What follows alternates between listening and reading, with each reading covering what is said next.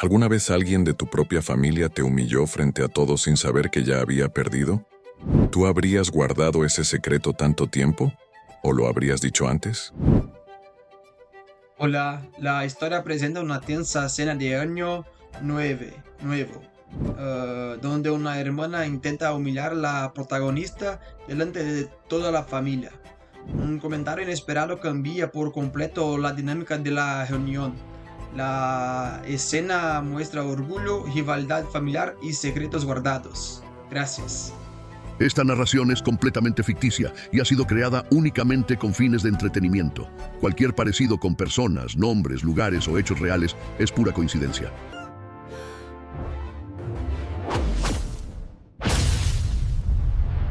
Mi hermana soltó una mueca de desprecio y dijo: «Tienes 34 años y sigues soltera así, en plena cena de Año Nuevo». Dejé mi copa en la mesa y le respondí con calma: «Llevo casada 3 años».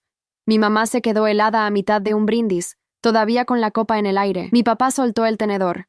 El esposo de mi hermana dejó de masticar.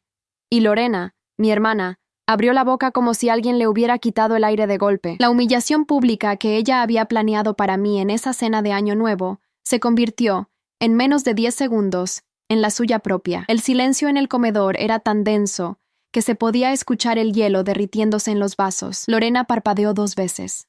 3. Luego se rió. Pero fue una risa rara.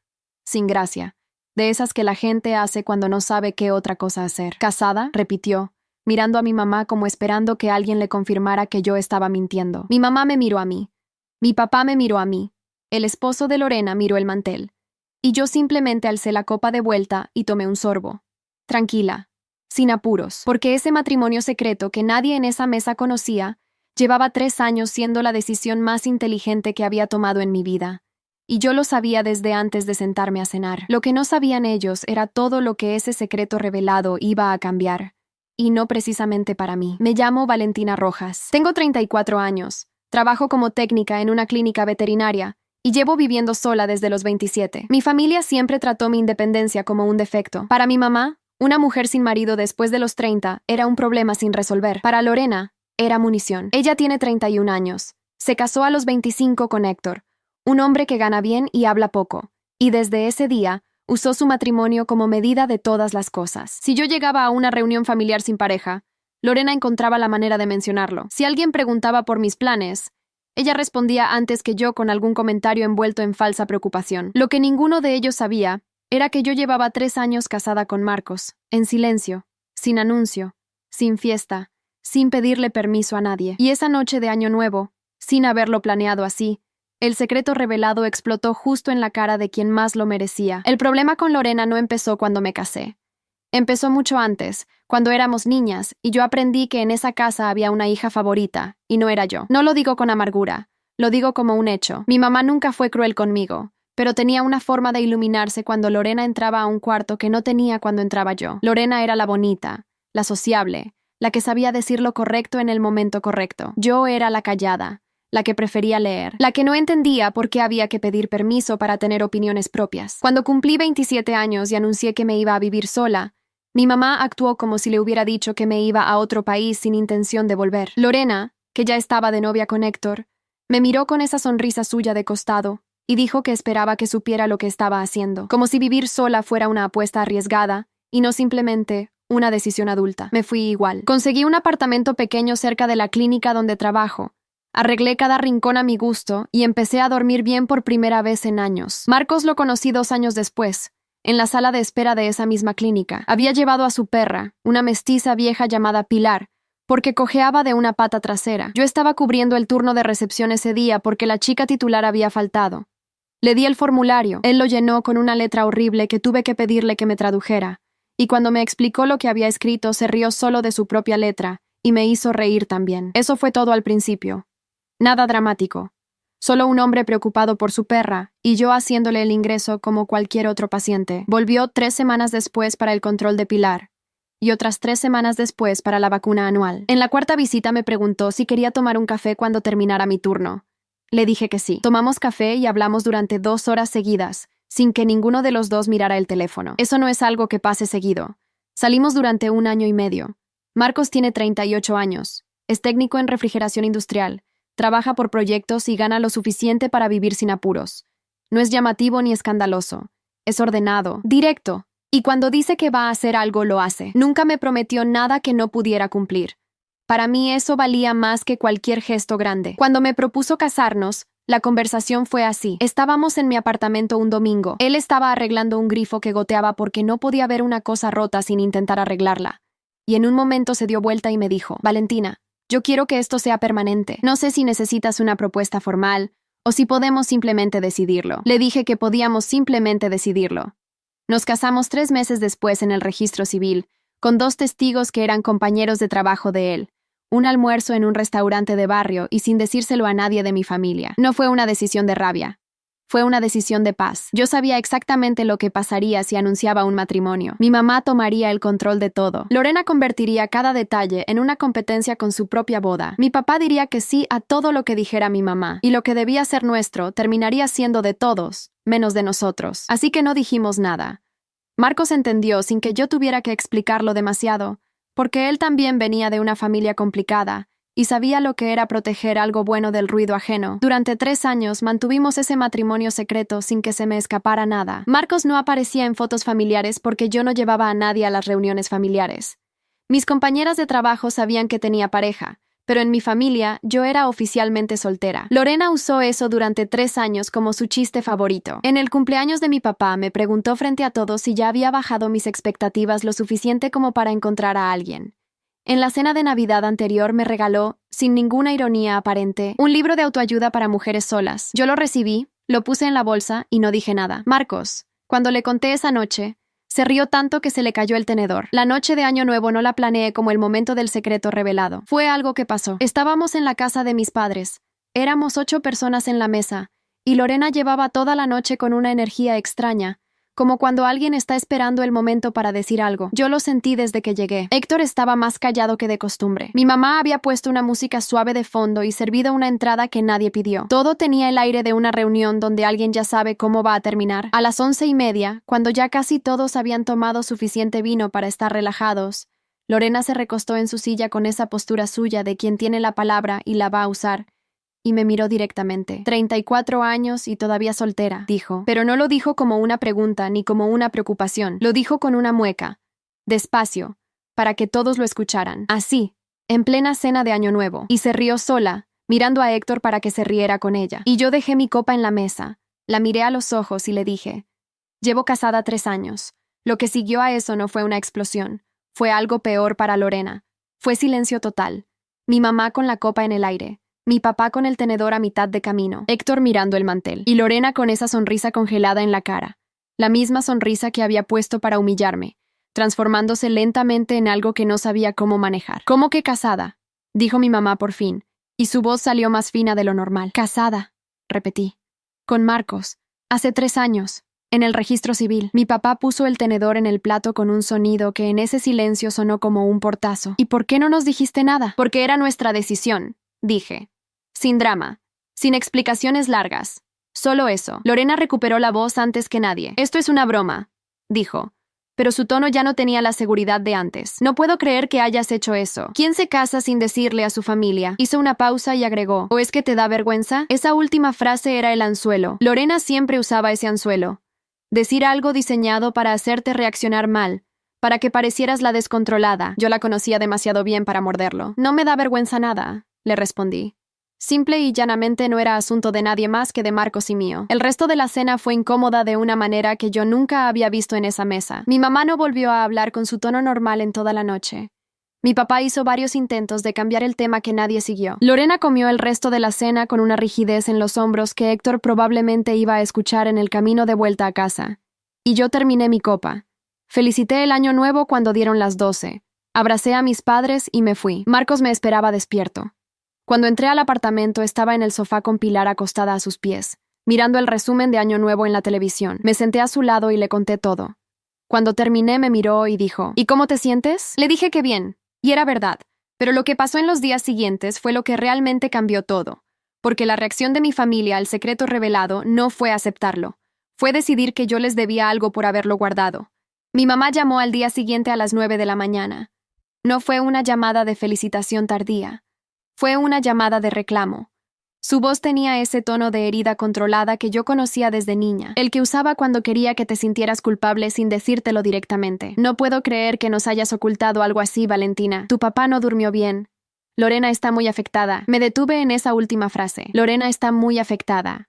Mi hermana, que había pasado 3 años usando mi situación sentimental como chiste en cada reunión familiar, estaba afectada porque resultó que yo tenía una vida que ella no conocía. Lo guardé para mí y le dije a mi mamá que entendía que fuera una sorpresa, pero que la decisión había sido nuestra y no había nada que cambiar. ¿Cuándo lo vamos a conocer?, preguntó mi mamá después de un silencio. Cuando Marcos quiera, dije. Otro silencio. Valentina, esto no se hace. Ya está hecho, mamá. Colgué con cuidado, sin portazos, y fui a prepararme el desayuno. Marcos estaba bañándose. Pilar me siguió a la cocina esperando que le cayera algo. La vida siguió igual. Lo que no siguió igual fue la actitud de Lorena. En los días siguientes me enteré, a través de una prima con quien tenía más confianza, de que Lorena había llamado a varios familiares a contarles lo del matrimonio secreto, pero contándolo de una manera muy particular. Que yo lo había ocultado por vergüenza, que seguramente algo andaba mal en esa relación, que quién sabe qué clase de hombre era ese Marcos, si yo no lo había presentado en 3 años. Sembró la duda con cuidado, como siempre hacía, sin decir nada directamente acusatorio, pero dejando suficiente veneno en el aire para que la gente empezara a hacerse preguntas. Eso lo sentí 2 semanas después, cuando mi tía Graciela me llamó con ese tono de quien pregunta, pero ya tiene la respuesta lista. ¿Todo bien con tu marido, Valentina? ¿Segura de que es una buena persona? Ahí entendí exactamente qué estaba haciendo Lorena y por qué lo estaba haciendo. La venganza silenciosa que ella intentaba ejecutar no era a gritos. Era un susurro constante en cada oído familiar disponible, y ese fue el momento en que decidí que ya era suficiente. Marcos lo supo esa misma noche. Le conté lo de mi tía, lo de los comentarios que estaba esparciendo Lorena, la campaña de descrédito disfrazada de preocupación. Me escuchó sin interrumpir.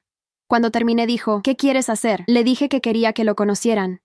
En mis términos, en mi momento. Y que cuando eso pasara, Lorena no iba a tener más material para trabajar. La cena familiar donde Marcos fue presentado oficialmente, la organicé yo.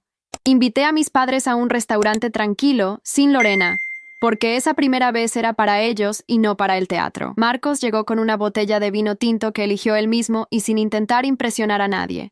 Habló cuando le hablaron, escuchó cuando no le tocaba hablar, y cuando mi papá le preguntó por su trabajo le explicó con detalle y sin exagerar nada. Al final de la noche mi papá le estrechó la mano con firmeza y mi mamá le dijo que esperaba que volvieran pronto. En el auto de vuelta, Marcos me preguntó cómo me había parecido. Le dije que bien. Me dijo que mis papás le parecían personas decentes debajo de todo el ruido. Le di la razón. Lo que quedaba pendiente era Lorena, y eso no iba a resolverse en un restaurante con vino tinto. La llamé una mañana, directo, sin rodeos. Le dije que sabía lo que estaba haciendo con los familiares, que sabía los comentarios que había hecho sobre Marcos sin conocerlo, que entendía que le había molestado el anuncio de Año Nuevo, pero que lo que estaba haciendo después era diferente.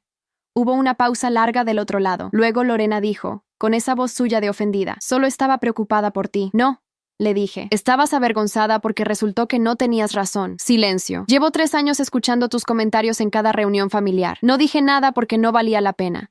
Pero si seguís hablando de mi matrimonio con gente que no tiene nada que ver, voy a empezar a hablar yo también. Y tengo mucho más para contar que vos». Esa última frase no era una amenaza vacía.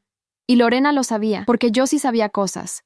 Cosas que Lorena creía que nadie en la familia conocía. Y si bien no era mi estilo usarlas, el simple hecho de que ella supiera que yo las tenía era suficiente. El silencio del otro lado de la línea me confirmó que el mensaje había llegado. Cortó la llamada sin despedirse. Los comentarios pararon, pero el verdadero quiebre no fue esa llamada. El verdadero quiebre llegó 3 semanas después, cuando mi prima Daniela me escribió un mensaje que no esperaba, y lo que me contó cambió todo lo que creía saber sobre por qué Lorena actuaba como actuaba. Daniela y Lorena habían sido cercanas de adolescentes.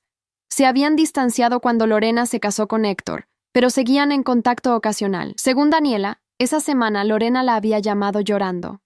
No por mí, por Héctor. Al parecer, Héctor llevaba meses distante, salía con excusas que no cerraban, y Lorena había encontrado mensajes en su teléfono que no dejaban lugar a dudas. Estaba siendo traicionada por el mismo hombre que ella había puesto como ejemplo de lo que yo nunca había podido conseguir. Leí ese mensaje 3 veces. No sentí alegría. Sentí algo más frío que eso. La confirmación de que la humillación pública que Lorena me había hecho durante años no venía de una posición de fortaleza, sino de una inseguridad que ella nunca había sabido manejar, mientras me apuntaba a mí para distraerse de lo que no quería ver en su propia casa. Daniela me preguntó si sabía algo o si podía ayudar.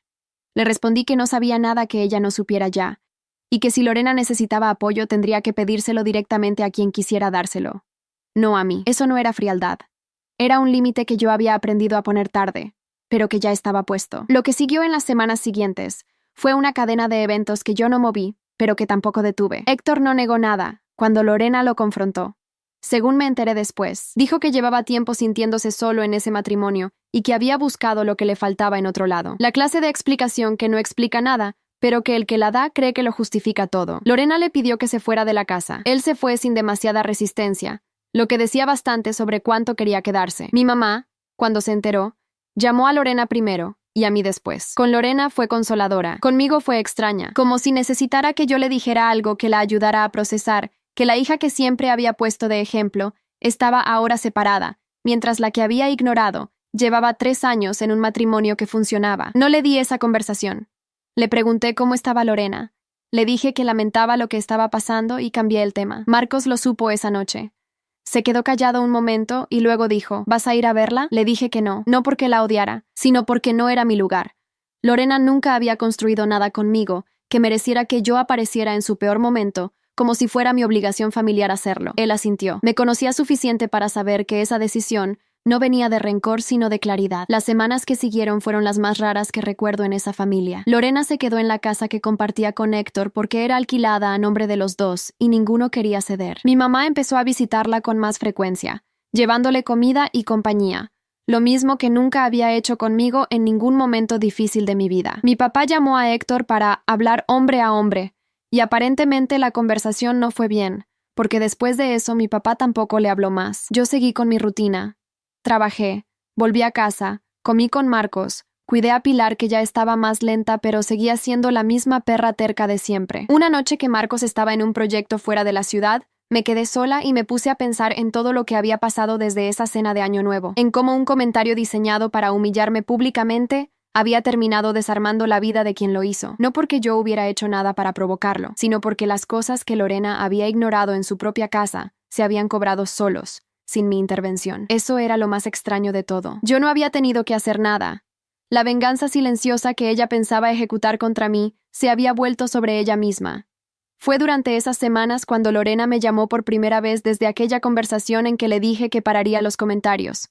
Atendí sin saber bien qué esperar. Su voz era diferente, más baja, sin el borde de siempre. Me dijo que estaba pasando un momento muy difícil, que Héctor se había ido definitivamente, que los papeles de separación ya estaban en trámite, que se sentía sola. La escuché.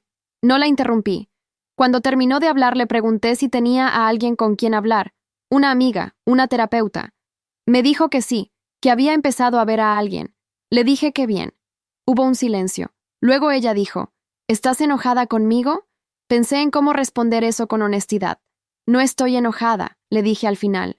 Pero tampoco somos cercanas, Lorena. No lo fuimos nunca. No puedo fingir que sí. Otro silencio largo. Lo sé, dijo. Y su voz sonó como la de alguien que acaba de confirmar algo que ya sabía, pero que todavía dolía escuchar. Cortamos la llamada sin drama, sin portazos, sin promesas de nada. Esa noche Marcos volvió del proyecto. Llegó con hambre y con ese cansancio tranquilo de cuando el trabajo salió bien. Le conté la llamada de Lorena mientras él calentaba algo en la cocina. Me escuchó sin dejar de revolver la olla. Cuando terminé, preguntó, ¿y cómo quedaste vos? Le dije que tranquila, que sin culpa, que era la primera vez en mucho tiempo que hablaba con mi hermana y no me quedaba con ese peso raro en el pecho. Me sirvió el plato y nos sentamos a comer. Pilar se acomodó debajo de la mesa como siempre. La conversación pasó a otras cosas. El proyecto de él, un caso complicado que había tenido en la clínica esa semana, si el sábado teníamos algo o podíamos quedarnos en casa. Esas conversaciones sin peso que son, en realidad, la estructura de una vida que funciona. Lo que vino después fue gradual. No hubo un momento de gran confrontación, ni una escena final de la que hablar. Las cosas simplemente tomaron su lugar natural, como cuando una presión que llevabas tiempo aguantando desaparece, y recién entonces te das cuenta de cuánto pesaba. Héctor se fue definitivamente. Firmaron los papeles de separación 2 meses después de que él abandonara la casa. Lorena se quedó con el departamento hasta que venció el contrato. Luego se mudó a un apartamento más chico cerca de donde vivían mis padres. Perdió el nivel de vida que tenía con él. No porque él fuera rico, sino porque 2 sueldos siempre cubren más que uno. Y Lorena había organizado su vida alrededor de eso sin darse cuenta del todo. Mi mamá, que durante años había tratado el matrimonio de Lorena como el estándar de lo que era hacer las cosas bien, dejó de mencionarlo. No porque hubiera tenido una revelación, sino porque ya no había nada que mencionar. El modelo que había puesto en el centro de la mesa familiar se había roto, y ella no tenía otro discurso preparado. Mi papá empezó a llamarme más seguido. No eran llamadas largas. Él nunca fue de eso. Pero eran llamadas reales. Una vez me preguntó cómo se llamaba la perra de Marcos. Cuando le dije que Pilar, se rió un poco y dijo que era un buen nombre para una perra vieja. Le dije que ella estaba muy de acuerdo. Fue una conversación de 5 minutos que valió más que años de cenas familiares con tensión de fondo. Marcos y mis padres se vieron 3 veces más después de esa primera cena. Cada vez fue más fácil. Mi mamá empezó a tratarlo como lo que era: el marido de su hija, sin el peso de tener que compararlo con nada ni con nadie. Con Lorena el contacto quedó espaciado y sin falsedad. Nos escribíamos ocasionalmente. Cumpleaños, alguna novedad menor. Nada que fingiera una cercanía que no existía. Ella estaba en terapia, según me contó en uno de esos mensajes, y estaba trabajando en algunas cosas. No me pidió que fuera parte de ese proceso, y yo no me ofrecí. Eso también era un límite, y los dos lo sabíamos. Un sábado de mayo, casi 5 meses después de la cena de Año Nuevo, Marcos y yo fuimos a comer a casa de mis padres. Primera vez que lo hacíamos. Mi mamá hizo una cazuela que olía desde la puerta. Mi papá puso la televisión con el volumen bajo de fondo, como siempre hacía cuando había visita. Pilar se quedó en casa porque ya no viajaba bien, pero Marcos les mostró una foto en su teléfono, y mi mamá dijo que era una perra con mucha personalidad. Fue una tarde sin drama, sin secretos revelados, sin humillación pública, sin venganza silenciosa ni nada que demostrar. Solo 4 personas en una mesa, comiendo bien, hablando de cosas normales. Cuando nos fuimos, mi mamá me abrazó en la puerta y me dijo al oído: «Es un buen hombre». No respondí nada porque no hacía falta. En el auto, Marcos manejaba con una mano en el volante y la otra en la palanca de cambios. Le pregunté qué le había parecido.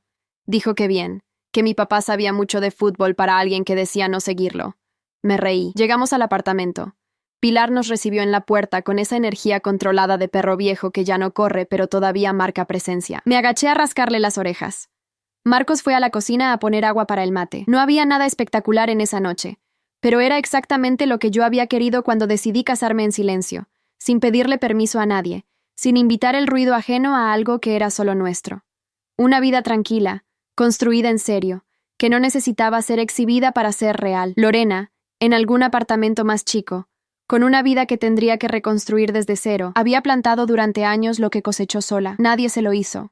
Nadie tuvo que hacérselo. Eso es lo único que puedo decir con certeza. Que la traición familiar más grande no siempre viene de afuera. A veces viene de adentro de la propia casa que creías perfecta. Y la justicia, cuando llega, no siempre hace ruido. Marcos me trajo el mate. Me senté a su lado en el sofá. Pilar se acomodó entre los dos. La televisión estaba en silencio. Era suficiente. Era todo.